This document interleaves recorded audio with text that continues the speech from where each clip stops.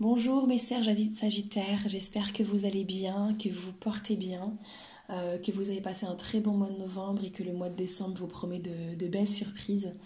Comme j'ai dit à tous les autres signes, les vidéos à présent seront un peu plus courtes, simplement par choix durant le mois de décembre, parce que je désire passer plus de temps avec ma famille vu le mois sacré qui se présente à nous. Et donc cette vidéo fera à peu près entre 15 et 20 minutes au lieu de 30 à 40 minutes. Je m'excuse d'avance pour ma voix qui se perd jour après jour, heure après heure. C'est tout simplement l'hiver en fait, hein, les rhumes, les rhinopharyngites, tout ça. Il n'y a rien de bien grave, on passe tous par là, c'est normal. C'est le corps qui se purge. Donc par rapport aux énergies du mois de du mois de novembre, pardon, si vous vous rappelez un peu les guidances du Sagittaire du mois de novembre que j'ai fait, elle parlait de l'idée de ne plus faire chemin seul, mais de se réunir pour monter des projets, monter une famille. Il y avait beaucoup de naissances aussi au mois de novembre pour certains Sagittaires, mais l'idée de créer quelque chose à plusieurs et non plus faire chemin seul. Donc il y avait beaucoup de prises de décision au mois de novembre, il y avait beaucoup de prise de conscience, de retour à soi. Et à la fin du mois de novembre, il y avait vraiment un projet qui prenait vie. Donc du coup, là, pour le mois de décembre, on est sur le valet d'épée, le cavalier de bâton. Oh, n'importe quoi. Bon, bah, allez voir ce que veut dire le valet d'épée pour vous, parce que si c'est sorti, c'est pas pour rien. Peut-être qu'il y a une raison. Donc on est sur le cavalier de bâton. Le cavalier de bâton vient nous parler d'une énergie très forte qui est remplie de volonté, être téméraire, être un peu impulsif et avoir une idée en tête et d'y aller jusqu'au bout sans penser aux conséquences. Et je pense que c'est un petit peu l'énergie qu'il y avait au mois de novembre et qui est en train de se dissiper, un peu de partir au mois de décembre, parce que vous allez voir, le temps est beaucoup plus calme après au mois de décembre. Et je pense que vous commencez le mois de décembre avec ça, hein, avec cette énergie très forte de voilà, j'ai une idée, j'ai envie d'y aller, j'ai envie de la concrétiser, il y a quelque chose de très fort. Mais après ça se calme, comme je vous ai dit, là on est sur le 4 d'épée, et le 4 d'épée vient nous parler de repos. Alors soit c'est la vie qui vous l'impose, une maladie, vos enfants qui sont malades, vous êtes obligé de rester à la maison, ou simplement en fait la vie qui vous l'impose autrement, ou c'est vous qui prenez ce temps de pause. Quoi qu'il en soit, il y a un moment au mois de décembre, ou début décembre, j'ai envie de dire, ou au mois de décembre, hein, vous me direz, mais une énergie qui va venir, il va vous inciter en fait à vous calmer, à vous reposer, et à revoir un petit peu toutes les choses qui s'offrent à vous. Et en fait, j'ai l'impression parce que la vie a envie que vous puissiez voir des choses pour les régler, que vous puissiez voir en face des choses. Parce que dans cette énergie-là, en fait, on n'a pas le temps de voir, on n'a pas le temps de réfléchir, on n'a pas le temps de contempler, on n'a pas le temps de se regarder, en fait. Et là, c'est tout le contraire. Là, on vous demande, en fait, de vous poser un peu et de réfléchir. Même pas de réfléchir, parce que c'est pas vraiment dans la réflexion, même si on est dans l'épée. L'épée, c'est quand même le mental, mais c'est plutôt de calmer un peu ce qui se passe là-haut, ce qui se passe en vous, d'attendre, en fait, d'être assez patient. Et j'ai l'impression, justement, comme je vous disais, que le 4 d'épée vient vous inciter à regarder des choses en face, et bien il vient à vous inciter à regarder la carte du diable. Ici, dans le tarot de Marseille, c'est la carte du diable. Alors, la carte du diable raconte beaucoup de choses. Beaucoup, beaucoup de choses. Dans ce que je vois dans vos cartes,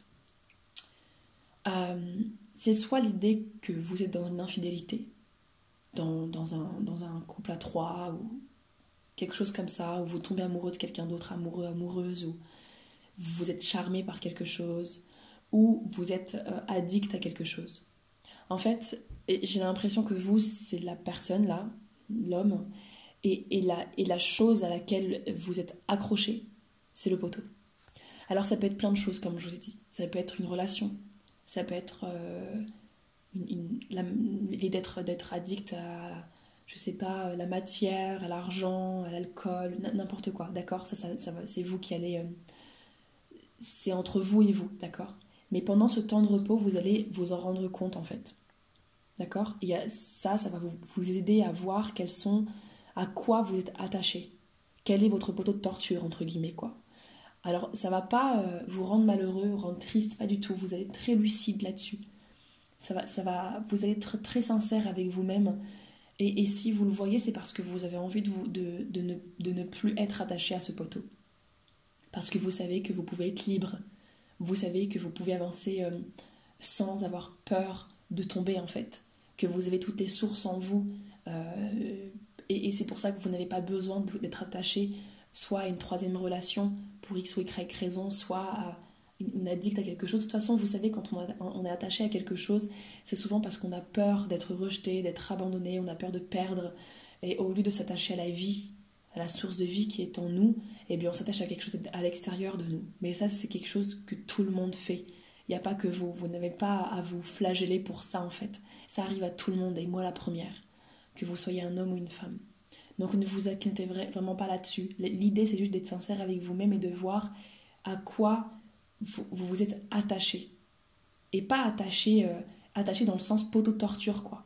Dans le sens où ça vous étouffe, en fait. C'est pas bon. C'est une addiction, quoi. D'accord? On peut être addict au sexe, on peut être addict à l'alcool, on peut être addict à la cigarette, on peut être addict à l'argent, à plein de choses. D'accord? Ok? Quoi qu'il en soit, vous allez le voir. Vous allez le voir clairement parce que l'as d'épée apparaît. Une fois que vous allez voir le diable, la carte du diable, donc l'addiction en question, l'attachement, cette chose dont vous désirez vous libérer, eh bien, c'est incroyable, mais l'as d'épée va venir et vous allez avoir une clairvoyance, une sincérité envers vous-même et vous allez voir les choses de façon transparente. Ça fait partie de vous aussi, les Sagittaires. Vous êtes dans la capacité de le faire. On a tous le Sagittaire en nous. Pardon. Et à ce moment-là, vous allez prendre une décision. Prendre une décision face justement à cette chose à laquelle vous étiez attaché. Et inévitablement, il va s'en suivre un... comment dire? Avec le 8 de coupe ici. Un moment émotionnel évidemment, hein, mais un moment d'avoir la sensation de perdre quelque chose. Et c'est normal. C'est un peu le vide qui va s'ouvrir. C'est un peu normal, mais vous allez réussir tout à fait à le surpasser. Vous allez voir parce que les cartes après sont magnifiques. Et c'est un processus totalement normal, humain, et votre âme en a besoin. Et c'est hyper courageux, et c'est hyper bon, en fait, parce que c'est un peu cette idée aussi de tout mettre à plat, de se débarrasser, se débarrasser, c'est pas le bon mot, mais de faire le tri dans ce dont nous n'avons plus besoin en tant que Sagittaire qui est en nous, faire le tri dans ce que nous n'avons plus besoin pour offrir un 2020 clair et parsemé de lumière, en fait. Et c'est vraiment ce que vous vous offrez pendant le mois de décembre. Il y a quelque chose de clair qui vient à vous, qui est fin, comme une épée, et vous tranchez avec cet as d'épée, vous tranchez dans la vie, vous tranchez dans vos addictions, vous tranchez dans vos choix. Et c'est vrai qu'après, c'est évident et c'est normal, il y a un peu cette sensation de bon bah je fais quoi maintenant, quoi? Qu'est-ce que je fais avec tout ça? Eh bien vous laissez faire. Vous laissez faire et vous attendez. Vous laissez faire et restez fiers de vous. Restez honnête avec vous-même, restez clair et vous inquiétez pas. Tout arrive. Tout arrive à vous. Et je vous dis ça parce que c'est pas pour rien. Il y a l'empereur qui arrive à vous. Le Père universel ici. Alors c'est soit une personne, votre père, votre fils, mais non, je dirais vraiment que c'est quand même quelqu'un qui est haut placé. Donc. Ça peut être votre fils, hein, mais pour moi c'est un masculin. Que vous soyez un homme ou une femme, pour moi c'est un masculin. Donc c'est peut-être votre père ou votre mari ou un ami, mais c'est aussi très probablement votre énergie. Votre énergie si vous êtes un homme ou votre énergie masculine si vous êtes une femme. En tout cas, l'empereur, que raconte l'énergie de l'empereur? L'empereur vient nous dire en fait que vous avez une énergie en vous, ou la personne qui se présente à vous a cette énergie, l'énergie de quelqu'un qui est protecteur, qui a sa place dans la famille et qui protège sa famille, qui protège ses biens, qui sait où il va. Il a beaucoup de charisme et beaucoup de savoir, il partage son savoir. L'empereur, c'est quelqu'un qui sait où il va, qui donne beaucoup d'amour, qui est haut placé, qui a beaucoup travaillé, et c'est vraiment dans la notion familiale, quoi. L'empereur, il parle vraiment beaucoup de famille, d'amour pour sa famille.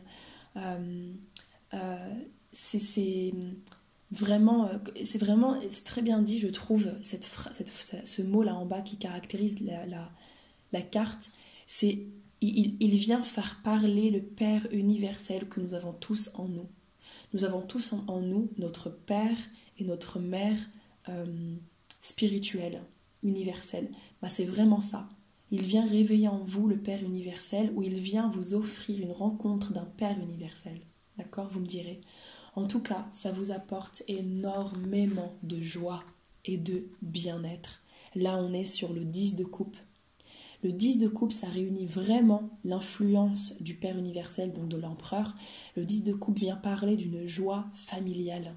L'idée d'être solidaire, de se retrouver, de renforcer les liens de la famille, que ce soit une famille réelle avec des enfants, un père, une mère, ou que ce soit des liens entre amis, c'est la même chose. Les amis peuvent être tout à fait notre famille, mais quoi qu'il en soit, c'est l'énergie de liens familiaux, que ce soit de sang ou pas. Donc, l'idée d'être dans la joie, le partage, de se réaliser ensemble, de partager ensemble, d'être amoureux de la famille en fait, d'être dans un amour incroyable, inconditionnel. C'est doux et c'est beau en fait, c'est très fluide. Et en fait, ça se complète. C'est une fois que vous avez incarné cette énergie, ou une fois que cette personne arrive à vous, c'est comme si le puzzle se refermait en fait. La pièce du puzzle qui manquait à votre abondance familiale. C'est vraiment sublime. Et puis après ça, on a le roi de denier. Et là, c'est le jackpot. C'est vraiment incroyable. En fait, j'ai l'impression, là, avec le roi de denier, qu'il y a l'idée que... on a encore, c'est fou parce qu'on est encore sur l'idée du patriarche dans le Sagittaire. Donc elle a vraiment la notion du père en nous, de la notion de l'énergie masculine. Et là, c'est vraiment ça. C'est le roi de denier, c'est le summum de la réussite. Le summum de la réussite, c'est le roi de denier, c'est le roi qui a réussi, qui a travaillé dur pour en arriver là où il est. Il a énormément d'argent, il a réussi au niveau financier, au niveau matériel, au niveau sentimental. Il partage sa réussite, il partage son argent, il est généreux, il partage sa joie, il partage son savoir. En fait, la seule différence entre lui et lui, c'est que lui, c'est le roi de denier, c'est un homme, un roi, hein, qui représente plus la réussite financière et sentimentale, et qu'il est en haut de son entreprise, vraiment en haut au niveau hiérarchique, et il partage en fait ce qu'il a réussi. Et là, c'est plus la notion de protection, de veiller sur sa famille, d'être comme un peu le sage. Je ne sais pas si vous voyez ce que je veux dire. Donc en fait, c'est assez incroyable, mais à l'issue de ce que vous aurez compris à ce niveau-là, il y a une grande sagesse, une grande prise de conscience, en fait, qui s'ouvre à vous. Alors ce dont j'ai l'impression, pour certains sagittaires seulement, ça va peut-être pas parler à tout le monde, mais l'idée que vous soyez un homme ou une femme, c'est l'idée, moi ce que je vois, c'est que vous avez une famille, des enfants, et vous êtes allé voir ailleurs. Alors, il n'y a aucun jugement, d'accord ? Il n'y a aucun jugement. Ça nous arrive à tous et on le fait pour une raison ou pour une autre, mais on ne le fait pas pour faire du mal aux autres, on le fait parce que on a besoin de vivre cette expérience pour comprendre certaines choses, d'accord ? Mais dans quelle idée pour certains sagittaires d'être partis voir autre part, d'accord ?